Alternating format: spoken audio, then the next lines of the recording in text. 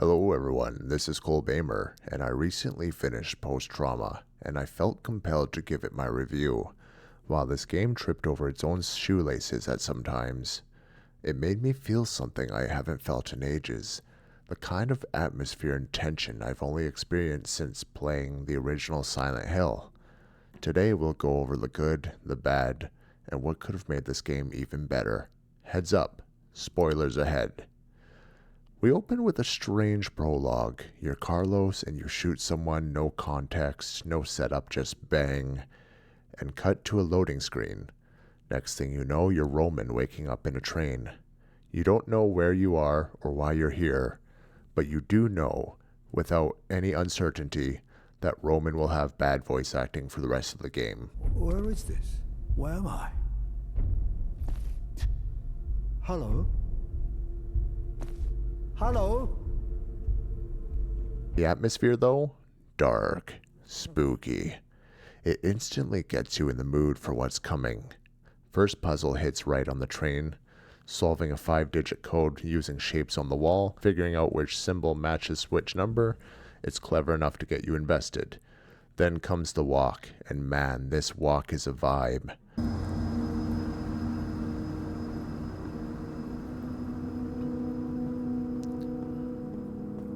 The atmosphere is really cool though. Roberto Serra.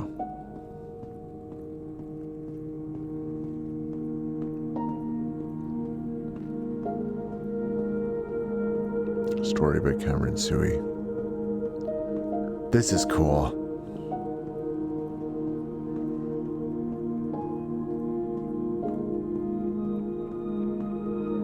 Haunting music, mystery, and a camera pan from inside the train that made me realize whoever's directing these shots is a true artist.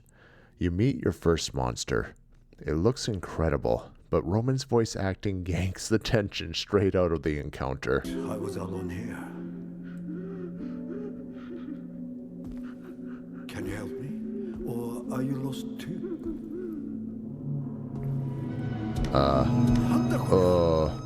Combat felt clunky at first, but not bad. As you explore the subway, the game keeps throwing creative camera angles at you. One from below the tracks was especially cool. Then you hit a generator puzzle that actually rewards observation. You meet Jill through a speaker. She's cryptic and unimpressed with you. Roman promptly gets hit by a train. And then, the part I hated. You switch back to Carlos and suddenly the game is in first person. It feels like an entirely different experience and not in a good way. The atmosphere vanished, and motion sickness crept in fast. Then there's the puzzle. Stickers on a computer, colored monitors. Somehow this ties into a dartboard on the wall, but the connection is so obscure it felt like guesswork. And the fish monster? Slow, unthreatening, and forces you to sit through the same cutscene every time it catches you. That whole section flipped my excitement into disappointment. By the end, Carlos tries to escape, only to end up where he started. You can't outrun the gloom.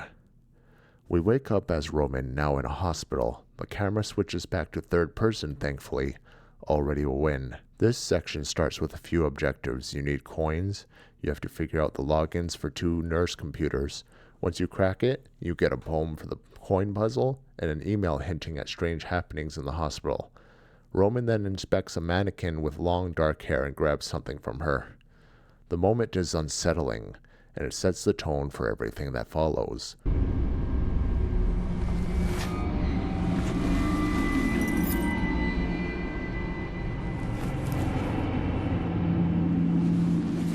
This is where the game finally finds its pacing.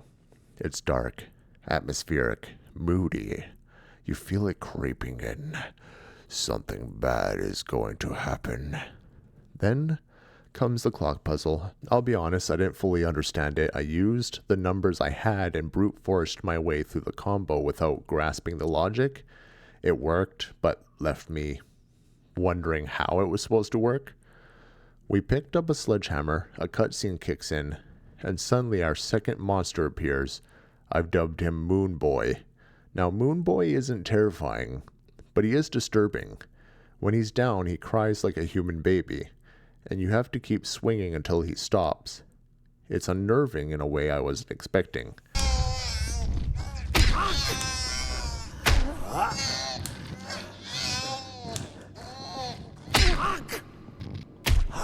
He breaks through a door, opening up more of the hospital, and this next stretch, it's where the game truly thrives. Mannequins line the halls, each scene painting a picture. One room has a monster that climbs out of sight in a blink. Another has a long-haired mannequin positioned in a way that screams, "Don't go near it." When you do, voices erupt around you, intense, layered dread. The lighting grows spookier, hallways shake, you're constantly on edge. Then Jill calls. She's not happy. Through the phone, her voice is distant, cold, judgmental. Look at you. Jill? It was Jill, right? It was. I used to be Jill.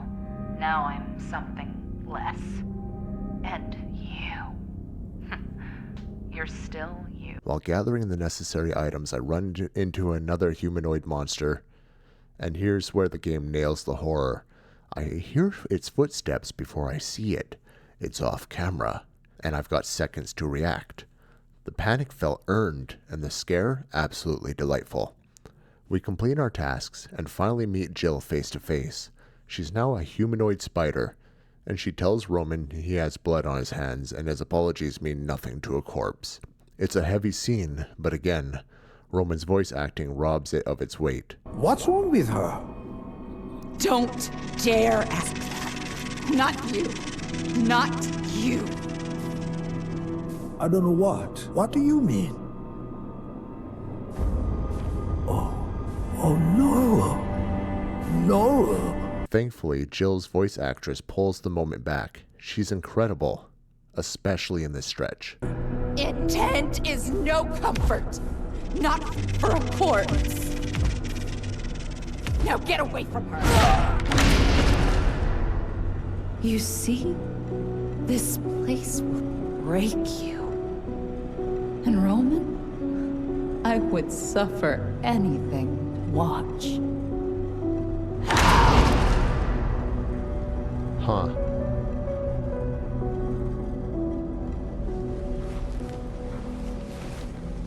Carlos shows up, cryptic as always. He tells us we're not in hell. We're in a place called the Gloom. What follows is another gorgeous walk through the woods. The music, stunning. The camera's work, beautiful. The vibe, exactly what I came for. We stumble upon a mural dedicated to a girl named Helen and meet a mysterious mute girl named Freya who tells us we don't belong. Before we can ask more, she's kidnapped by a monster, setting the stage for the school section, which turns out to be the embodiment of Freya's gloom. Then we hit the school section. My absolute favorite. And trust me, it earns that title. Lights flicker like someone's nearby. Footsteps echo, but you have no idea where they're coming from.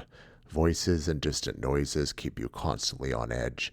The symbolism here is top tier. It tells a story without words, and it lands perfectly once you reach the end. You find a crying, bleeding mannequin in the bathroom, and it poisons the whole room with unease. Later, in a classroom, another mannequin sobs and bleeds while being attacked. And if that wasn't enough, another mannequin watches from the window, frozen as the horror unfolds. The puzzle's actually solid. Colored clocks, symbol decoding, doors tied to light filters. The basketball puzzle was basic addition, but the church grid puzzle forced me to think in ratios, which was surprisingly engaging. And then, my favorite, the metronome puzzle. It was hard. I had all the pieces, but couldn't crack how they fit together, and I loved every second. Our first monster encounter is horrifying. One of the dolls you passed earlier suddenly animates into a brutal enemy. Tough as hell, shotgun required. I actually had to step away from the room and gather myself. It was that intense. Then comes the boss, and it's a delight, not just visually, but thematically. It towers over you, smashing its massive weapon on the ground, and the aura it carries feels oppressive and dominant. I was hyped, but sadly, 3 shotgun blasts and it's done. That was a letdown. I wanted more struggle, more payoff. We shift to Freya.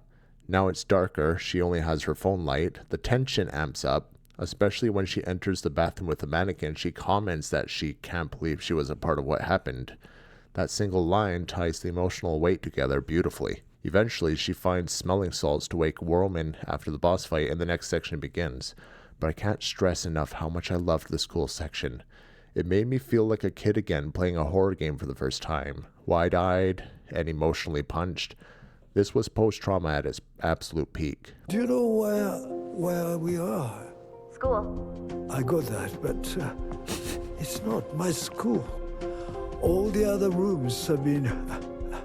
I recognize them, but I don't recognize this one. Weird. Sounds like a mystery. It's yours now. It's yours, right? This is your school. Nice work, Mr. Detective. This place, I think it takes memories and it makes them into something else. But the girl in the pictures, she doesn't look like... No, not me. For starters, I'm not dead. At least, don't think so. Did you know her? Yeah, I killed her. I think. Wish I hadn't said that.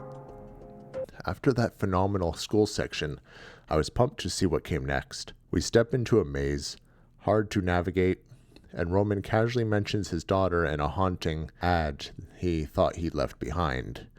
That single moment sparks curiosity. What's Roman's story? What did he do? But then we're yanked into another Carlos first-person segment, and it's rough. The motion sickness comes roaring back. I couldn't focus on the puzzles properly. The 5-digit code puzzle? Decent.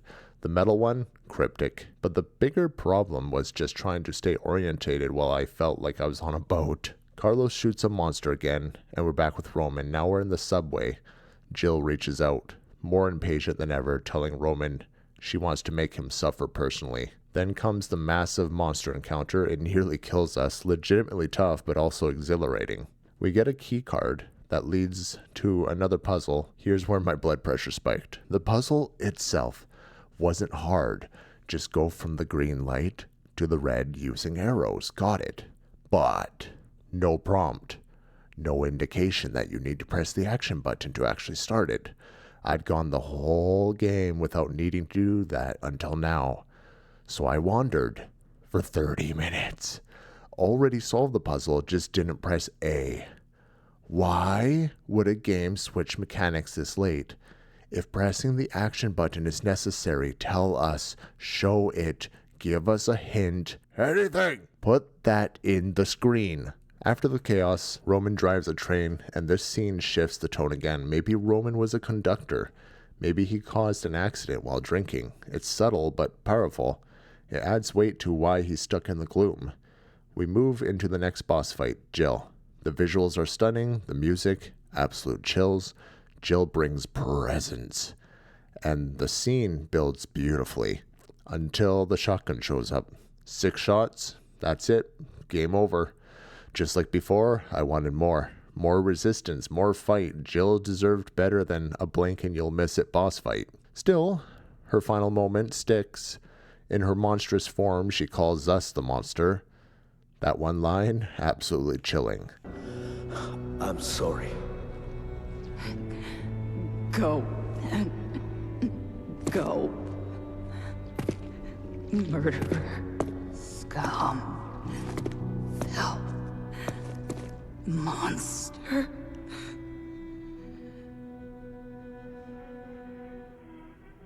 Carlos shows up again. He talks about an exit in the gloom and says there's a king we can speak to.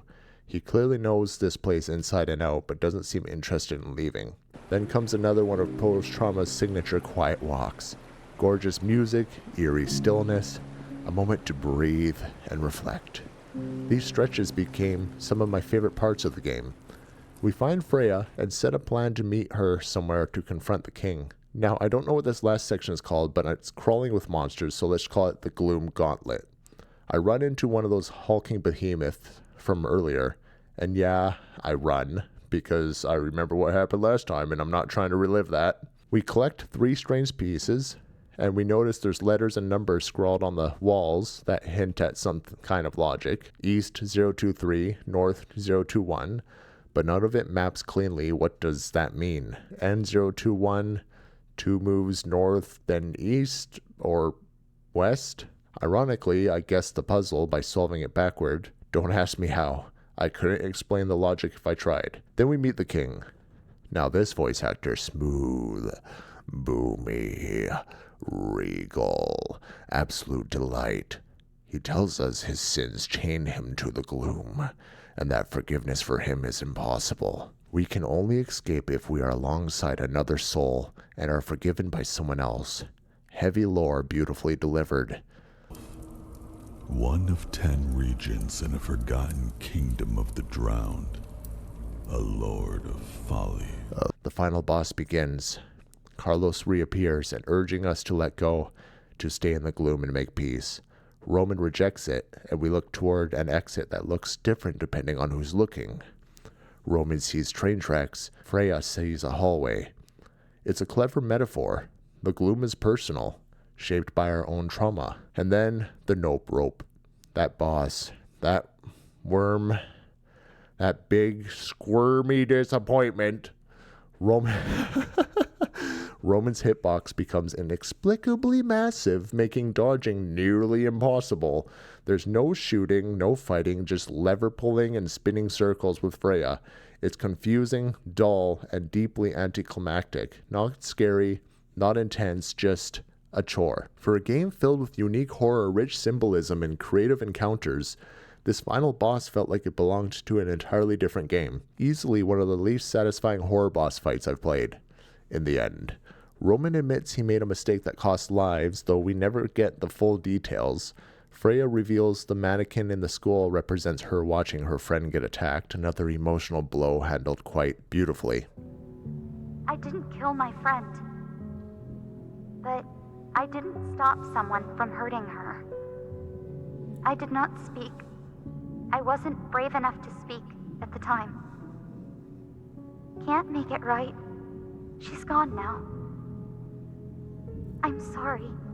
Unfortunately, Roman's voice acting once again undercuts the moment. Freya delivers it just fine. She holds the scene together. And then they step through the exit. Whatever waits beyond, we don't know. But it's peaceful. It's earned. And despite the final boss fumble, it's a fitting end. So, what do I think of this game? The good. It is a haunting game that brought out my love of psychological horror. It had some cutscenes that are quite memorable for me, from Freya's regret to Jill's hatred.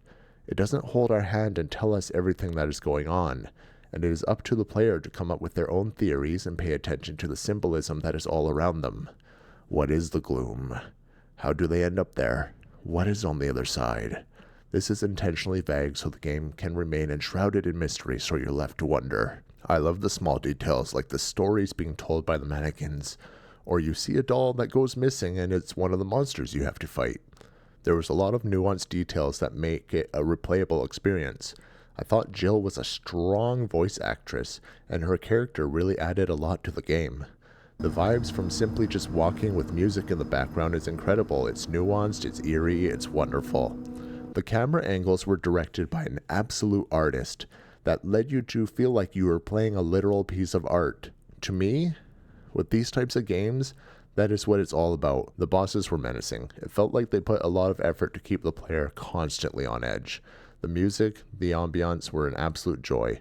One of the strongest points for this game is that they lovingly handcrafted almost every single room.